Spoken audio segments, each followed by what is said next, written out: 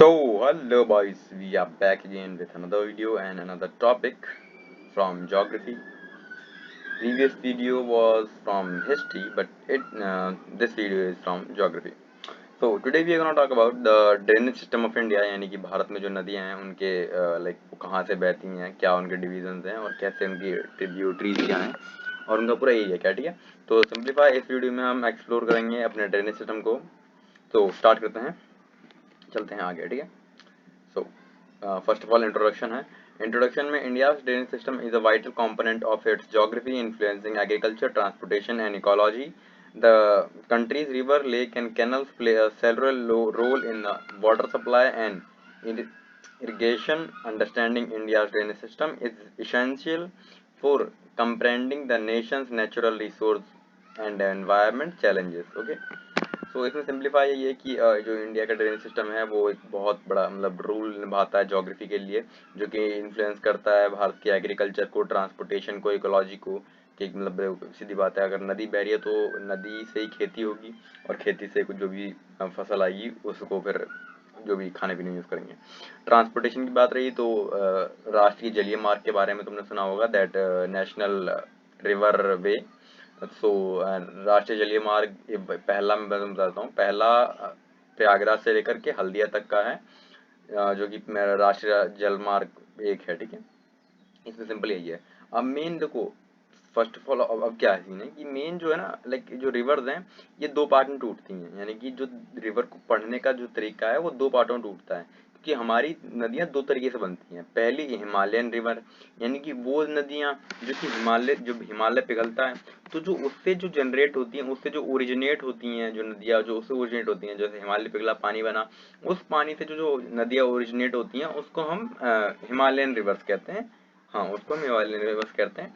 इसमें मेनली जो रिवर्स आती हैं वो हमारी तीन रिवर्स हैं, जो कि हमारे लिए बहुत बड़ा रोल देती हैं हमारे एग्रीकल्चर में, ट्रांसपोर्टेशन में और सारी चीज़ों में। तो फर्स्ट ऑफ ऑल जो पहली नदी है, उस पहली नदी का बात करें तो वो फर्स्ट ऑफ ऑल गंगा है। तो गंगा को भाई सभी जानते हैं, सीधी बात है। नेक्स्ट इंडस है और ब्रह्मपुत्र है, ठीक है। ये तीन नदियां हैं। तो पहले जान लेते हैं क्या है और कैसे है। हिमालय की नदियां भारत में पानी का प्रमुख स्रोत हैं। सीधी बात है कि भाई जो मेन पानी है, जो नॉर्दर्न में, जो नॉर्थ में जितना ही पानी है वो सारा हिमालय की नदियों से जाता है। सारा का सारा हिमालय की नदियां वो पानी लाती हैं। अब चलते हैं आगे। हिमालय की नदियां भारत में पानी का प्रमुख स्रोत हैं, जिसमें गंगा, ब्रह्मपुत्र, सिंधु शामिल है। ये नदियां हिमालय से निकलती हैं और उत्तरी मैदान से होकर बहती हैं, सिंचाई के लिए पानी उपलब्ध कराती हैं और विविध पारिस्थितिक तंत्रों का समर्थन करती हैं। हिमालय की नदियां भारत की कृषि और जल विद्युत उत्पादन के लिए महत्वपूर्ण है। तो देखो, लाइक अगर कोई नदी है तो अगर वो कहीं से बह रही है तुम्हारे घर के सामने से, तो उसका तुम यूज कर सकते हो अपनी खेती में और भी काफी चीजें। तो सिंपलीफाई वही है। The Himalayan rivers are the major source of water in India, including the Ganga, Brahmaputra, and Indus. These rivers originate from the Himalaya and flow through the northern plains, providing water of irrigation and supporting diverse ecosystem. The Himalayan rivers are significant for the India's agriculture and hydroelectric power production, ठीक है। सो simplify में बोला गया कि जो hydro electric power production करते हैं हम, जो नदी के बीच में टरबाइन लगाए थे और डैम बना के जो हम इलेक्ट्रिसिटी जनरेट करते हैं, तो वो जो जनरेशन है, जो प्रोडक्शन है, उसके बारे में और कैसे हम उसकी सिंचाई करते हैं। तो देखो सिंप्लीफाई, ये जो तीन नदियों की बात हो रही है, यही तीन मेजर नदियां हैं जिनके बारे में मेनली पढ़ना है और इनके ट्रिब्यूटरीज को जानना है। जस्ट ऑफ ऑल ये हमारे लिए इनफ रहेंगी किसी भी मतलब एग्जाम के लिए। सो सबसे पहले हम चलेंगे गंगा की तरफ, क्योंकि गंगा एक बहुत बड़ा सिग्निफिकेंट रोल निभाती है, क्योंकि नॉर्दर्न प्लेन्स के अंदर आती है। और भाई नॉर्दर्न प्लेन्स में गंगा को भूल जाए ऐसा हो नहीं सकता है, बिकॉज गंगा एक बहुत बड़ा रोल निभाती है। तो चलते हैं गंगा की तरफ और गंगा को जानते हैं कि गंगा कैसे बहती है, कहाँ से बहती है, क्या है। ठीक है, तो एक काम करते, सॉरी, पहले हम इंडस के बारे में पढ़ते हैं, क्योंकि हम ऊपर से इंडस को पढ़ते हुए आएंगे। सो हम अगर गंगा पे जाएंगे तो हमें गंगा पढ़ने में आसानी होगी। सो देखो इंडस रिवर सिस्टम क्या है, पहले मैं नॉर्मल तुम्हें समझा देता हूँ, उसके बाद फिर हम नॉर्मली डेफिनेशन क्या है, डेफिनेशन तो कभी कोई पढ़ लेगा, ठीक है। So Indus river and its tributaries, ठीक है। इंडस नदी और इसकी ट्रिब्यूटरी। तो देखो सबसे पहले हम बात करेंगे इंडस रिवर के बारे में। तो ये तुम्हें दिख रही है इंडस रिवर, ठीक है। एक मिनट बड़ा कर देता हूँ, इसके बाद तुम्हें देखिएगा, एक मिनट रुक जाओ, ये नहीं जा रहा है, ओके ठीक है, कोई दिक्कत नहीं है। देखो जो इंडस रिवर यहाँ पे तुम देख रहे हो, ये इंडस रिवर है, ठीक है। ये है इंडस रिवर, ये इंडस रिवर ओरिजिनेट होती है मानसरोवर से, ठीक है। मानसरोवर के बुखारचू से ये ओरिजिनेट होती है, बुखारचू, ठीक है। जगह का नाम याद रखना, एक आधी बार आया हुआ ये एग्जाम में और चांसेस हैं कि बाद में भी पूछ सकते हैं इसको। So you have to remember it. So ये मानसरोवर लेक के पास बुखारचू नाम की जगह से ओरिजिनेट होती है इंडस रिवर, ठीक है। इंडस रिवर यहाँ से ये ओरिजिनेट होती है, यहाँ से, और यहाँ से ये चलती हुई, यहाँ से ये होती हुई, यहाँ से ये यहाँ पर ये एंटर करती है भारत में। यहाँ पर ये भारत में एंटर करती है आपके हिमाचल प्रदेश में। हिमाचल प्रदेश में भारत में एंटर करते हुए ये हिमाचल प्रदेश से होते हुए पीओके में पाक ऑक्यूपाइड कश्मीर में बहते हुए, और ये भारत से निकल के फिर पाकिस्तान में जाती है, और पाकिस्तान से होते हुए अरब की खाड़ी में जाके गिर जाती है, ठीक है। ये तो हो गई, अब हम मतलब ये तो हो गई इंडस रिवर। अब इसकी ट्रिब्यूटरीज के बारे में जानते हैं। ट्रिब्यूटरीज से पहले थोड़ा सा एक और चीज है जो हम बात कर लेते हैं इसके बारे में, कि देखो जो इंडस रिवर है ना, इंडस रिवर को ये तो मैंने बता दिया कि मानसरोवर में ये झील के मानसरोवर झील के पास निकलती है, और इसको बुखारचू नाम की जगह से निकलती है, ठीक है। अब इसमें जो कुछ फैक्ट्स हैं वो और देख लेते हैं हम, जो कि एग्जाम पॉइंट ऑफ व्यू से जरूरी हैं। तो देखो इसको तिब्बत में जो इसका नाम है ना, इसको तिब्बत में, जैसे अब ये देखो यहाँ से निकली है, ये मानसरोवर लेक से निकली, तो यहाँ तो तिब्बत है, यहाँ तो इंडिया नहीं है। तो यहाँ पर इसको हम किस नाम से जानते हैं, तो यहाँ पर इसका नाम जो है वो है सिंगी खम्बा, सिंघी खम्बा, ठीक है। सो ये मैंने लिख दिया है, इसको नोट डाउन कर लेना। ये एक मतलब काफी वो रहेगा तुम्हारे लिए, रोल निभाएगा बढ़िया, क्योंकि ये पूछा जा गया है एक आधी बार नहीं, कई बार पूछा गया है। सो इसको एक बार अच्छे से याद कर लेना, ठीक। सो सिंगी खम्बाब के नाम से इसको जाना जाता है यहाँ पर, ये तिब्बत में, ठीक है। उसके बाद ये भारत में आती है, भारत में हम तो सिंधु नदी के नाम से जानते हैं। इसकी टोटल लेंथ कितनी है, अब इसकी टोटल लेंथ के बारे में बात करें तो इसकी टोटल जो लेंथ है, वो टोटल लेंथ देखो, ये जो मैं लेंथ बता रहा हूँ, ये लेंथ है तुम्हारी टोटल लेंथ, यानी कि जो तिब्बत से निकलती है यहाँ से लेकर के, और टोटल जो ये जब तक ये अरब की खाड़ी में गिरती है वहां तक इसकी टोटल लेंथ 2880 किलोमीटर है, ठीक। 2880 किलोमीटर इसकी टोटल लेंथ है, जो कि ये यहाँ तिब्बत से निकल के और अरब सागर तक जाती है। अब नेक्स्ट बात करते हैं कि इसकी सहायक नदियां कौन कौन सी हैं। तो इसकी सहायक नदियां 5 हैं। इन पांचों में सबसे पहली है झेलम, दूसरी चेनाब, तीसरी रावी, चौथी सतलज, और सॉरी यहाँ पर रावी के बाद एक ब्यास है, आई एम रियली सॉरी इसके लिए, ठीक है। रावी के बाद ब्यास, और ब्यास के बाद सतलज, ये 5 जो है इसकी सहायक नदियां हैं, यानी कि इसकी ट्रिब्यूटरीज हैं, जो कि इनको पानी देने में सहायता करती हैं कई बार, ठीक। सो अब नेक्स्ट चलते हैं, हम आते हैं ये चेनाब नदी के ऊपर, ठीक है, जो कि इसकी ट्रिब्यूटरीज है। तो इसको अच्छे से नोट डाउन करते चलना, ठीक है। तो चेनाब नदी की हम बात करें तो इसका जो ओरिजिनेशन होता है, यानी कि ये जहाँ पर ओरिजिनेट होती है, ये ओरिजिनेट होती है आपकी हिमाचल प्रदेश में। ये दिख रहा है आपको, यहाँ पर ये हिमाचल प्रदेश है, और ये हिमाचल प्रदेश में ओरिजिनेट होती है, ठीक है। हिमाचल प्रदेश में इसको हम चंद्रभागा नाम से जानते हैं। क्यों जानते हैं चंद्रभागा नाम से, क्योंकि ये जो है ना, लाइक यहाँ से हिमाचल प्रदेश से ओरिजिनेट हुई, और ओरिजिनेट होते के साथ ही एक सेकंड के मतलब एक सेकंड के बोल रहा हूँ मैं, कुछ किलोमीटर चलने के बाद ये तुरंत मतलब स्टेट चेंज कर लेती है, तुरंत हिमाचल प्रदेश से चली जाती है, और ये फिर आपके पंजाब से होते हुए आगे निकलती है, ठीक है। ठीक है। सो अब आगे चलते हैं। सिंधु की सबसे बड़ी सहायक नदी है ये, एक चीज और कि ये सिंधु की सबसे बड़ी सहायक नदी है। इसके ऊपर सलाल प्रोजेक्ट है, जो कि सलाल प्रोजेक्ट आपको दिख रहा है, ये काफी इंपॉर्टेंट है, तो इसको जरूर याद रखना कि इसके ऊपर सलाल प्रोजेक्ट है चेनाब नदी के ऊपर, और ये सिंधु की ट्रिब्यूटरी सबसे बड़ी ट्रिब्यूटरी है। इसके बाद आते हैं झेलम पर। जो झेलम है, ये झेलम नदी यहाँ पर है। ये एक ऐसी अकेली नदी है जो कि जम्मू कश्मीर से निकलती है। देखो ये जम्मू कश्मीर दिख रहा है, ये सिंगल नदी है, ये सिर्फ एक ही ट्रिब्यूटरी है इंडस की, जो कि निकलती है जम्मू कश्मीर से, और फिर पीओके से होते हुए जाती है अरब की खाड़ी में। Next we are gonna talk about the Ravi nadi. Ravi नदी का पुराना नाम जो पहले इसको बुलाते थे पुरुषनी बोलते थे। तो रावी की एक मैं ट्रिक दे देता हूँ कि रावी को याद कैसे रखना है, कि रावी इसकी वो है, रावी का पुरुषनी नाम है। तो देखो रावी, रवि और रावी एक ही है, ठीक है। तो जो रावी नाम है ये एक पुरुष का नाम है, ठीक है। सो इसी से थोड़ा रिलेट कर लेना, ये पुरुषनी इसका पहले भी नाम था, ठीक है।